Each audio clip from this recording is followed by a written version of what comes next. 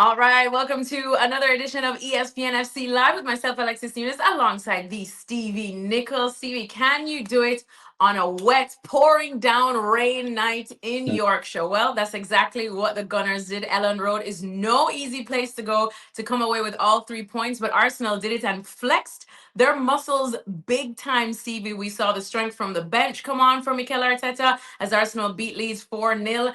And then I think we felt like Arsenal may have answered some questions after they have dropped points in their last couple of Premier League games, including what was a shock loss to Manchester United at the weekend. Yes, they finished flying high in the Champions League and got a win there, Stevie, but we felt like Arsenal needed a big statement bounce back win. So, did we see that today? Oh, big time! I think we did. It was pretty much the perfect answer to all the criticism that's come pretty much the last couple of weeks because of those results. I think as big as anything, it's not the fact that they scored four; it's the fact that they actually got a couple in open play. Because in the Premier League, in the last couple of games, Man United, Nottingham Forest before that, they've struggled to really create too much. And as I say, score from open play. And they did that today with two of the four goals. Yes, the first two were, well, the second one's an own goal, but the first one comes from a set piece. Zubimendi with a header. But yeah, it was really was pretty much the perfect performance. On paper, this could have been the old banana skin job. But right from the get go, Arsenal dominated play. I mean, the first half really was the perfect away performance, going in at half time 2-0 up and not looking in any trouble whatsoever. Yeah, exactly. And of course, we can highlight some individual performances. One being Nani Madueke as well. He started, obviously, nobody, I don't think even Mikel Arteta was expecting that. Unfortunately, he was forced to come on, though, because Bukayo Saka pulled up in the warm up. We'll talk about that in a bit. But Nani Madueke, I think he helped himself a lot today, Stevie. What did you make of his performance? Yeah, well, he's a nightmare for any defender because he's so direct and he just runs at you. And regardless of how many times it maybe doesn't work out, the only thing he's going to do is he's going to come at you again. And the ball he played in for Zubimendi's header for the first goal was absolutely superb. Feinted to go wide, came back onto his left peg and then whipped a beautiful ball. And Zubimendi did the rest with a nicely timed run and a great header. So yeah, it's for Arsenal. It really is about getting ahead or getting in front because then teams have to come out. And especially when you're away from home, the home side, everybody's quite happy as long as it's 0-0 and you're keeping them out. Then the home fans will accept that. But as soon as they go behind, then they want you to go forward, and that really does help the likes of Arsenal. So yeah, it's key. The first goal is always key, and Madueke absolutely was all over it. Yeah, definitely helped himself a lot today. Definitely, it's tough shoes to fill if you're coming on for Bukayo Saka. But let's talk about Bukayo Saka as well. I think we've talked a lot on the show about how he's not exactly been the star boy for Arsenal as we have seen in previous seasons for whatever reason. Maybe it will come, but now seeing him limp off, go straight down the tunnel after the warm up. Of course, we're waiting to hear exactly what it is that ails him.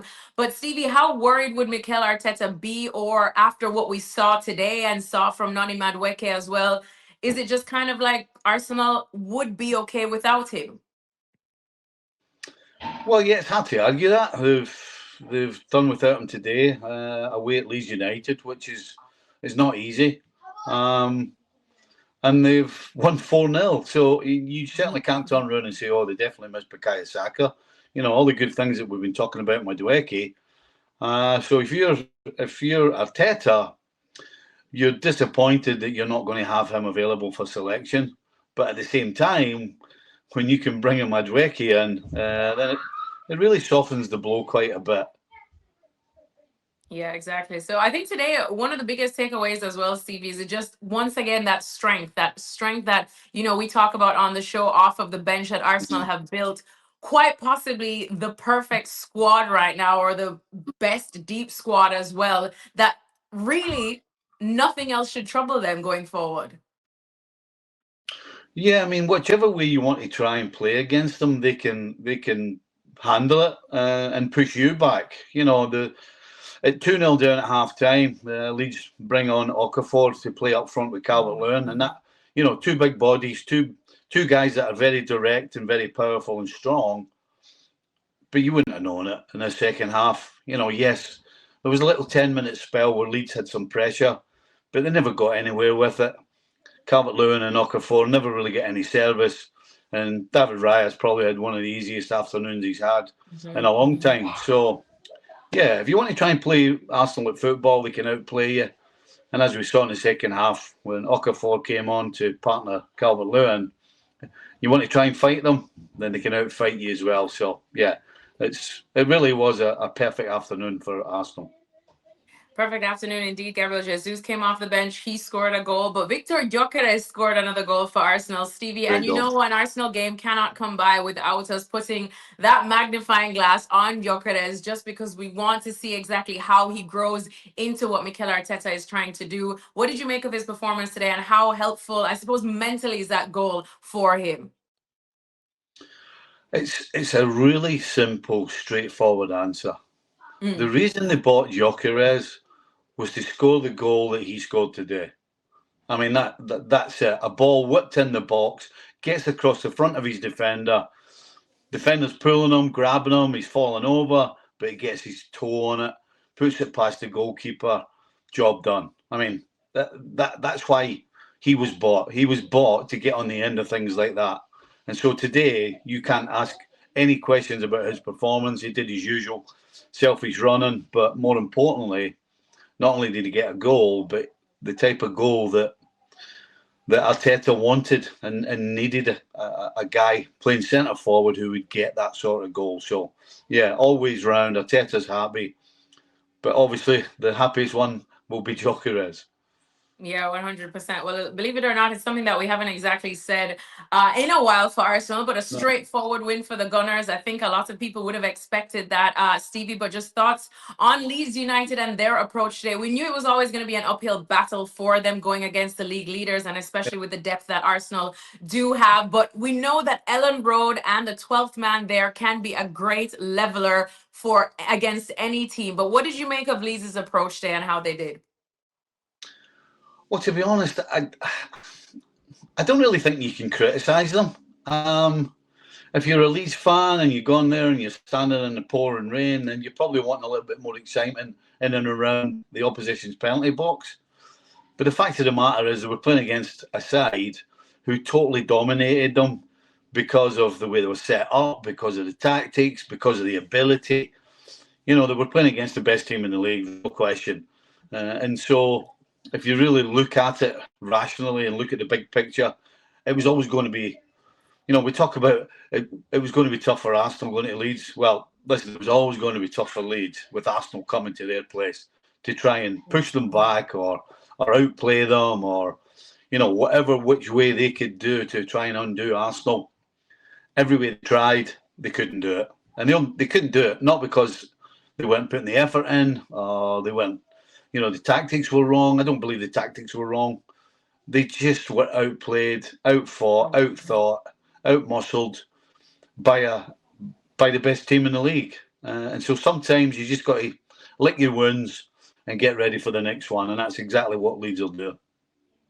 Well, best team in the league being Arsenal, probably best squad in the league or even in Europe, as we have argued already on the show, Stevie. So which is why this next question almost feels a little bit unfair, but just because the January transfer window is coming to a close, if you're Mikel Arteta, are you daring to think of what else you could add to your squad? Do you feel there's any area that they may want to look into at this last moment? No, not at all. I think every coach on the planet would love to have two players for every position. And actually, in some positions, Arsenal have more than two. And if you get too many players, you just need to look at Chelsea across the other side of London, the kind of mess they were in when they had about 40 professionals. I mean, it just kind of screws up the dressing room a little bit when you have too many. So I think what they have is perfect. They look as though they're all in harmony. Everybody looks as though they're enjoying themselves. So yeah, I think when you've got a good thing, the way Arsenal have right now, I wouldn't mess with it.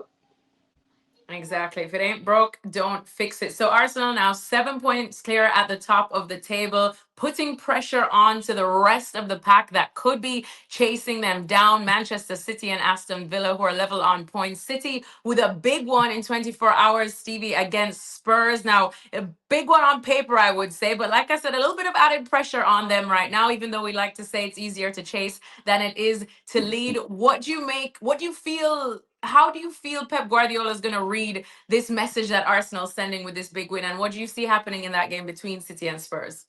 To be honest with you, it's kind of hard not to look at it from a Thomas Frank and Spurs position.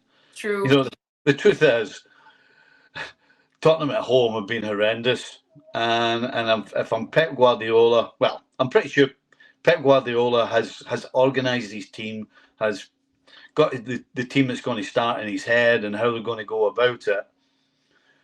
And he will not be thinking about Arsenal. He won't be thinking about Thomas Frank or Spurs. He'll be thinking about his players and how to put the right combinations together on the field and then make it work during the game in order for Haaland or anybody else to get on the score sheet. I think that's the only thing that will be going through Pep's mind. However, if you're Thomas Frank, you're hoping at the very least this is close and not a whooping. I mean, basically, a bad loss just would bury him a little deeper than he already is in terms of the pressure, the fans against him. I mean, everything right now is pointing negatively towards Thomas Frank. So I would suggest that Thomas Frank's the one that doesn't need Man City going to the Tottenham Stadium, and I'm sure Pep Guardiola won't be thinking about Thomas Frank. He just wants to win the game and try and keep the pressure on Arsenal. Yeah, well, speaking of Thomas Frank, his former side, Brentford, are the ones going up against Aston Villa. That will be at Villa Park. I have to bring in Villa, Stevie, quickly, too, because if we're going to preview Why? City, we've got to preview Villa as well. They are level on points, and they seem to be slipping under the radar. They are slipping under the radar, but not Come very far. on. They don't have the squad to last. That's just. I think that's the honest truth. As well as they're playing, as well as they can play, they don't have a. I mean, we're talking about Arsenal. Look at having two spots for every position and maybe more. City, other than maybe at centre back, have the same thing. So I don't believe Villa really are title contenders. I think absolutely the Champions League contenders, but I'm sorry, I don't see Villa challenging at the end of the day. All right. Well, Stevie, Nicol, always a pleasure. We know you have the show to do, so we're going to let you go. Arsenal, though, they definitely got the job done at Leeds. They are 7 points clear at the top of the table for now because it's over to City and Villa.